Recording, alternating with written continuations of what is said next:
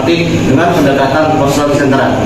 Dengan saya Bambang Wahyu Dinata. Saya Putri Dinita. Saya Rita Ayositi. Saya Devi Joharani. Selamat menyaksikan. Assalamualaikum. Waalaikumsalam. Mari, silakan duduk. Ya Bu. Kamu putri siswi kelas 12? Iya Bu, saya kelas 12 IPA. Baik, bagaimana kabarnya sekarang Putri? Alhamdulillah baik Bu. Apakah Putri sebenarnya sudah pernah datang ke ruangan BK? Belum Bu, ini pertama kalinya. Bagaimana perasaanmu di dalam ruangan ini? Ruangannya cukup adem dan jauh dari keramaian. Tapi sejujurnya saya sedikit takut berada di ruangan ini Bu. Kamu tidak usah takut dan ragu untuk berkonsultasi dengan ibu. Ibu sebagai konselor di sini untuk memberi layanan untuk membantu permasalahan yang kamu hadapi. Oh begitu ya Bu. Menurut kamu apa sih peranan konselor dalam proses konseling ini? Menurut saya, tugas konselor itu menyelesaikan masalah yang dihadapi oleh siswa. Sebenarnya yang kamu katakan itu sedikit keliru. Ibu di sini sebagai konselor untuk fasilitator dalam konseling ini yang membantu kamu dalam menghadapi masalah untuk menemukan jalan keluarnya permasalahan yang kamu hadapi. Baik Bu, saya akan berusaha berperan aktif dalam proses ini Bu. Tapi saya tidak mau, jangan sampai teman saya tahu Bu. Oh, soal itu kamu tidak perlu khawatir. Dalam konseling ini mempunyai 3 asas. Yang pertama itu ada asas kerahasiaan, yang dimana ibu akan menjamin cerita kamu tidak bakal terdengar oleh orang lain. Dan kedua itu ada asas keterbukaan, yang dimana nanti kita saling terbuka, tidak ada yang ditutup-tutupi dalam melakukan proses konseling ini. Dan yang ketiga itu ada proses asas yaitu sukarela, yaitu dimana Putri melakukan kesukarelaan untuk datang ke sini tanpa ada unsur kepaksaan. Apakah Putri datang ke sini secara sukarela? Iya Bu, saya datang ke sini secara sukarela. Baiklah, sebelum kita melakukan proses konseling ini, alangkah baiknya kita membuat kesepakatan waktu. Apakah dalam waktu 10 menit, apakah sudah cukup? Saya rasa cukup Bu. Baiklah, kita sudah menyepakati waktu yang sudah ditentukan. Sekarang, coba kamu ceritakan apa permasalahan yang kamu alami. Saya sedih Bu. Belakangan ini saya sering dimarahi oleh guru. Sering dimarahi, kenapa? Mungkin karena saya tidak mengerjakan tugas Bu. Coba kamu ceritakan hal-hal yang membuat kamu tidak mengerjakan tugas itu. Saya merasa bosan belajar Bu. Mulai dari jam 7 pagi harus belajar di sekolah. Dan setelah pulang dari sekolah, saya masih ikut les. Belum lagi saat di rumah harus mengerjakan PR.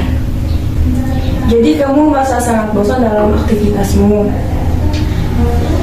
Iya Bu, kalau saya bosan, saya lebih memilih tidur daripada mengerjakan tugas. Saya tidak ingin terlalu lelah. Saya takut nantinya saya akan jatuh sakit jika terlalu memaksakan diri.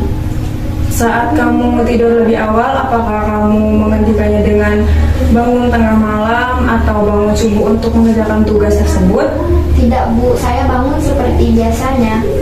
Jadi meskipun kamu tidur lebih awal, kamu bangun tetap seperti biasa dan tidak mengerjakan tugas. Iya Bu, saya tahu apa yang saya lakukan itu salah. Tapi itu membuat saya merasa nyaman. Saya sadar Bu, seharusnya saya belajar dengan giat karena sebentar lagi saya akan ujian. Kamu mengatakan kamu harus belajar lebih giat untuk menghadapi ujian, tapi kamu merasa nyaman tidur lebih awal dan tidak mengerjakan tugas. Iya Bu, saya bingung harus bagaimana. Saya takut gagal saat ujian. Lalu, saya butuh motivasi yang bisa membuat saya rajin belajar Bu. kamu butuh motivasi untuk belajar karena kamu takut dalam melaksanakan ujian. Iya Bu, kalau saya begini terus saya akan gagal dalam ujian Bu. Aku ngerti perasaanmu, banyakkan ceritamu.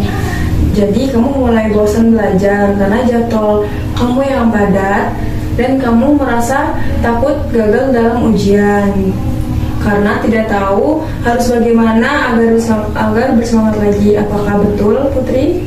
Iya Bu, memang begitu.